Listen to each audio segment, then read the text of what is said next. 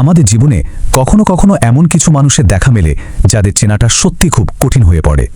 আজকের আলোচনাটা ঠিক সেই সব মানুষদের নিয়ে, যারা সময়ের সাথে হয়তো অনেকটাই বদলে গেছে, কিন্তু তাদের অভিনয় এতটাই নিখুঁত যে বোঝাই যায় না কিছুই বদলায়নি। চলুন এই জটিল ধাঁধার ভেতরে একটু ঢোকা যাক। এই কথাটা দিয়ে শুরু করা যাক। খুব সাধারণ একটা লাইন, তাই না? কিন্তু এর গভীরতা অনেক।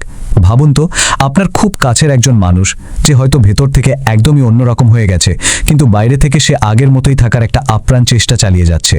এই যে একটা মুখোশ পরে থাকার চেষ্টা, এটাই কিন্তু সম্পর্কের মধ্যে একটা অদৃশ্য দেওয়াল তৈরি করে দেয়। কিন্তু প্রশ্ন হলো, মানুষ কেন এমন অভিনয় করে? এর উত্তর খোঁজার আগে আমাদের জীবনের খুব সহজ কিন্তু খুব বড় একটা সত্যি মেনে নিতে হবে, আর সেটা হলো পরিবর্তন। জীবনের এটাই সবচেয়ে বড়, সবচেয়ে মৌলিক নিয়ম। ঠিক যেমন করে ঋতু বদলায়, দিন গড়িয়ে রাত আসে, ঠিক সেভাবেই আমাদের জীবনটাও সময়ের সাথে সাথে বদলাতে থাকে। এটাকে আটকানোর কোনো উপায় নেই, আর সত্যি বলতে এটাই তো স্বাভাবিক। তো প্রশ্ন আসতেই পারে, ঠিক কি কি বদলায় আমাদের মধ্যে? একটু ভেবে দেখলেই বোঝা যাবে। আমাদের পছন্দ অপছন্দ, আমাদের জীবনের প্রায়োরিটি বা অগ্রাধিকার, এমনকি আমাদের ভেতরের আমি, সেই সত্তাটাও কিন্তু সময়ের সাথে সাথে বদলে যায়। আমাদের ভাবনা, আমাদের অনুভূতি সবকিছুই একটা নতুন রূপ নিতে থাকে। তার মানে আসল কথাটা হলো, এই যে পাল্টে যাওয়া, এটা কোনো ব্যতিক্রমী ঘটনা নয়, এটাই নিয়ম। প্রত্যেকেই সময়ের সাথে বদলায়। আর এই সত্যিটা যখন আমরা মেনে নিই, ঠিক তখনই ওই নিখুঁত অভিনয়টা আরও বেশি করে চোখে লাগে। বেশ, যদি পরিবর্তনটাই জীবনের নিয়ম হয়, তাহলে সমস্যাটা কোথায়?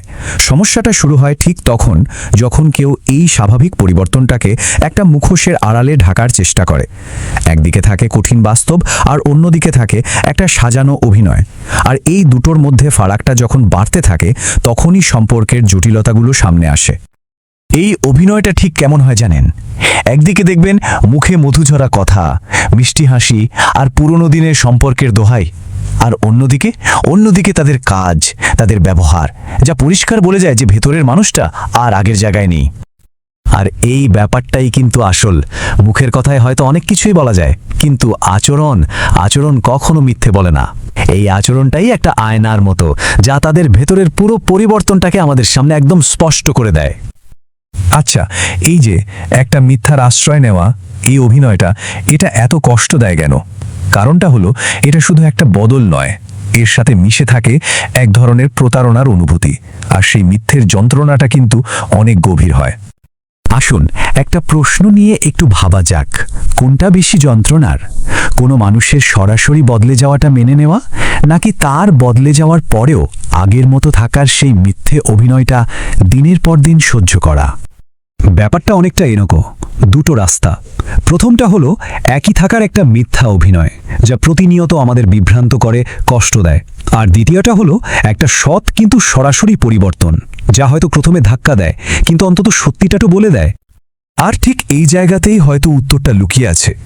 কখনো কখনো একটা কঠিন সত্যি একটা মিষ্টি মিথ্যার চেয়ে অনেক ভালো, কারণ এই মিথ্যে অভিনয়ের ক্ষতটা অনেক গভীর হয়। এর থেকে হয়তো সরাসরি বদলে যাওয়ার যন্ত্রণাটা মেনে নেওয়াও অনেক সহজ ছিল।